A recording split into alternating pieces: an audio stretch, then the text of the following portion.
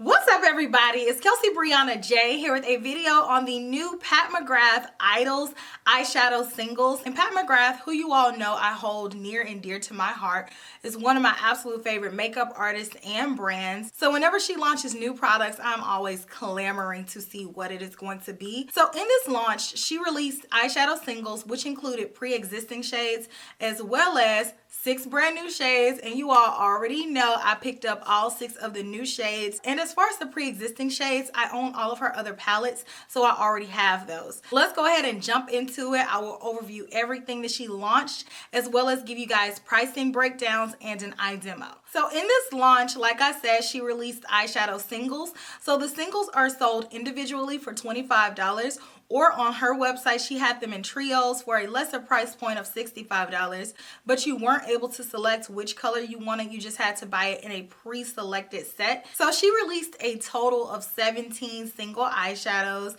and like I said, 6 of the shades are brand new. So let's break down the colors that she launched in singles by the finish of the eyeshadow. So the first category of singles that she launched are the shimmers, and those have 3 different eyeshadows. Celestial, which is described as a gleaming champagne.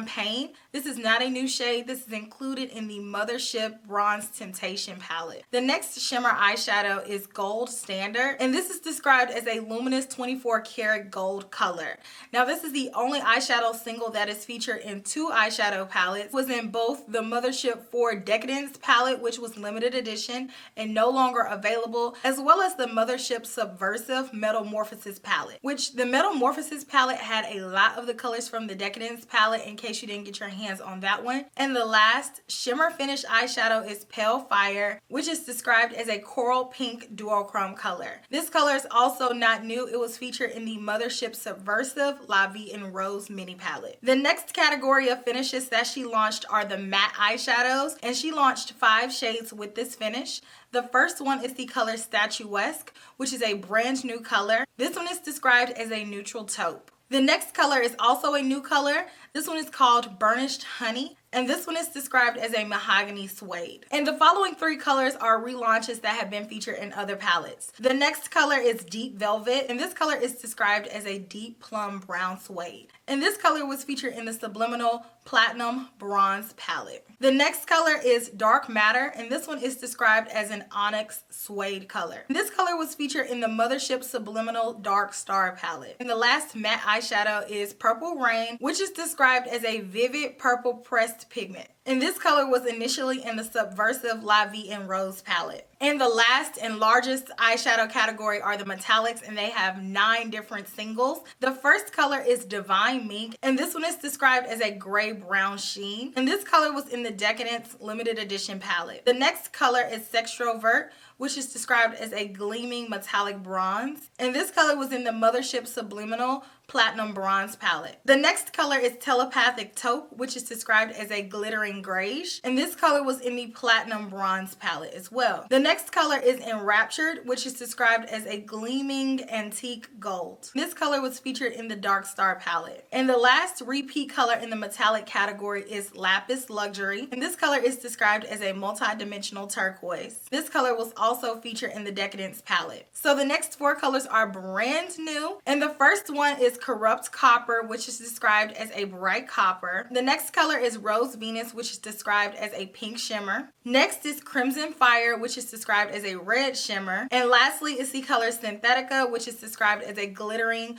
ultraviolet. So those are all the colors that were launched as singles in the Eyedols collection. So quick note, no singles were made from any of the original Mothership palettes, and there were no singles made from the Bronze Ambition palette as well. So the Mothership Subliminal Dark Star palette has 2 of the shades launched as singles. The Subversive La Vie en Rose also has 2 shades. The Sublime Bronze Temptation only has 1 shade. The Subversive Metamorphosis palette only has 1 shade. The Subliminal Platinum Bronze palette has the most shades that were made into singles. There's 3 colors out of the 6 that were launched into the Eyedoll collection. And the Decadence palette, which was limited edition and you can no longer get your hands on, has 2 of the shades that were launched as singles in the Eyedol launch. So the eyeshadow come packaged in true Pat McGrath form. You guys know Pat McGrath is very extra and extravagant in terms of her packaging. And in the initial box, it always comes with all this like black string that gets everywhere. So I was like, Auntie, stop putting it everywhere. But these eyeshadows are in single containers. So the containers are clear, so you're able to see your eyeshadow, which I really like that. They feel decent in the hand. They're not flimsy or anything like that, but they're not very heavy like her Mothership palettes are. It says Pat McGrath Labs in gold, and then the eyeshadow is here. It kind of has a magnetized like snap closure. It doesn't click or anything like that. Here's a quick picture of all of the new colors. That way you guys can just see them in one place.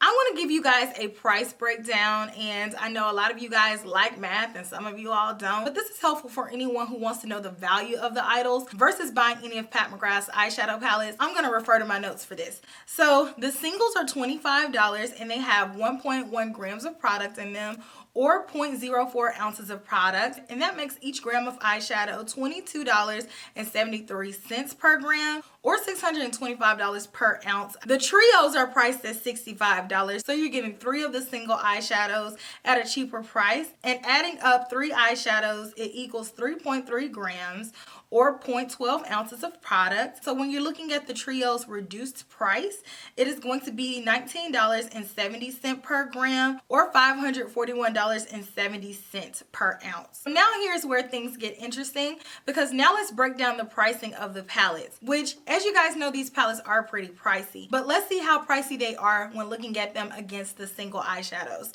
So looking at the Mothership eyeshadows, which are the mini ones, they have 6 different colors. So these retail for $55.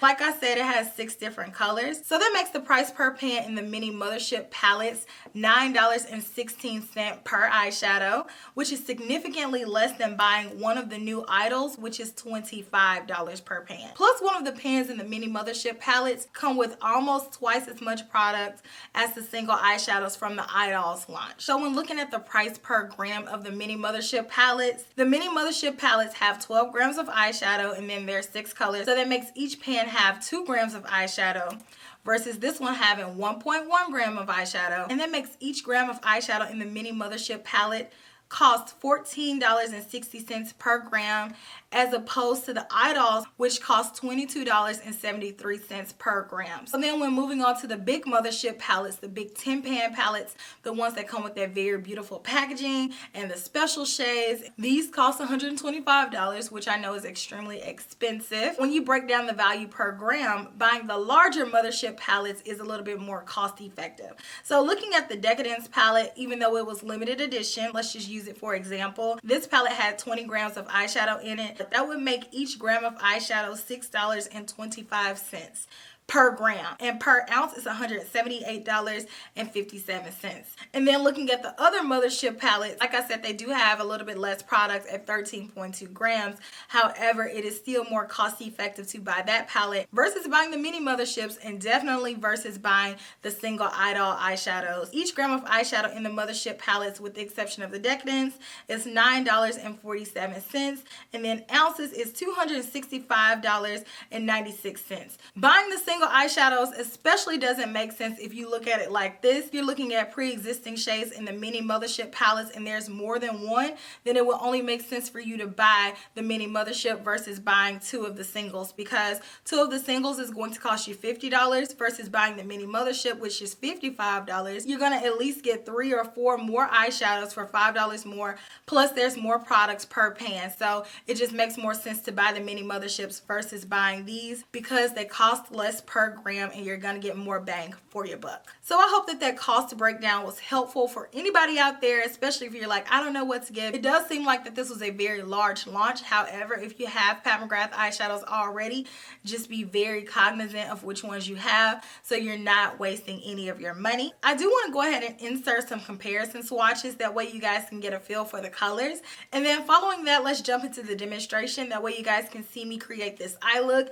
I used all 6 of the new colors on my eyes at one time. So I hope that you all enjoy, and I will talk to you all soon.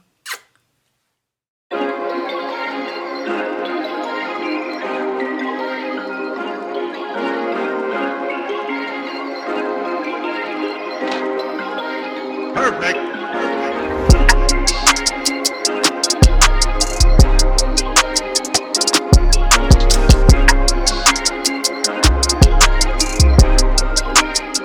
So I'm going to go ahead and open up my eyeshadows. I actually have not done so yet. Don't see a little tear thing, so I'll grab my scissors. Get that cut going. All right. So that took some work, but I finally got all of them out. So I'm going to start off with the color Statuesque with a Royal and Langnickel BOM44 brush. Make sure to tap off that brush to not get any fallout. And I am going to dust this above my crease as my transition color. So I want this color to be pretty prominent. So I'm just going to go back and forth a few times just to build it up. And it is very pigmented, very smooth. Taking a more taper blending brush, I'm going to take a Wayne Goss number 19. And I'm going to pick up some of the color Burnished Honey. Make sure to tap my brush. And I am going to apply this right on the very outer corner and build it up towards that crease. Very pigmented color, very beautiful color. So I'm just going to build this up. It's not going to take much. And I'm taking the side of this brush and applying this color, packing it on, and then taking the tip of it with no additional product and just blending it out to fuse it with that transition color. And that's as far over as I want to take this color, so I have plenty of lid space left. So now I'm going to take a flat shader brush. This is an Esom W21 and dip into the color Corrupt Copper. So I'm not going to take this color on my inner corner, and I'm not going to connect it to this outer corner color. I'm going to find middle ground and apply that color there. So really pack that color on and blend it up towards the crease. I'm making sure to keep a little bit of space here because I do want to add another color, and I want to pop another color on the inner corner. So I'm just going to blend it over towards the inner corner, being very careful not to cover up and take up too much of that space. But I am just going to pack this color on. With a few swipes, I got full opacity, so I really don't need to spend too much time building it up. I think that looks great. Same Esom brush, and I'm taking the color Crimson Fire. And with this color, I'm just going to tap it right here in that center area that I kept blank. So I am blending it next to the outer corner color, and I'm going to blend it next to that color that I applied on the lid. So make sure that there are no harsh edges on either side. If you need to go back with either one of the colors, do so. But take a clean brush so you're not muddying up the look. Now I'm going to dip into the inner tear ducts color, and I'm going to take the color Rose Venus with a Sonia G Pencil Pro brush and tap it right here on the inner corner and blend it over. And let's take this same color and drag it along the lower lash line as well, just right on the lower inner corner. And lastly, I'm going to take the same brush and the color Synthetica, and I am going to apply this all along the rest of the lower lash line and connect it to the top. So I am going to apply this in very short sweeping motions. I want to keep this pretty close to the lash line. It looks really pretty without wetting it, but I really want to wet it with some spray. So what I'm going to do is I'm just going to build it up without any spray, let you guys see what it looks like, and then I'm going to go in with some spray and foil it. So you all can see what it looks like without foiling it. It absolutely does not have to be foiled at all. Pat McGrath came through with the pigmentation. It's shiny. You see the glitter specks. It's not flaking off, and it's very beautiful. However, I want to take it to the next level, so let's be a little extra. So I'm just going to grab a little bit on this brush, spray it, and then I'm going to go in over it foiled. Yes. Very beautiful. Alright guys, so I'm going to go ahead and add liner and lashes, and I'll be right back to share my final thoughts on the Eyedols. Okay guys, so here is the finished eye look. I will have all of the makeup details listed down in the description box. Okay guys, so my eye look is complete. I hope that you all enjoyed that demonstration. Now let's talk about everything. So I think the eyeshadows are phenomenal. Pat McGrath, you know, is going to deliver on quality. All of the eyeshadows performed well. I feel like with her, she's proven herself to us time and time again. And in this launch, it's no exception. She brought the quality. However, do I necessarily feel like these eyeshadows are worth it in a singular level?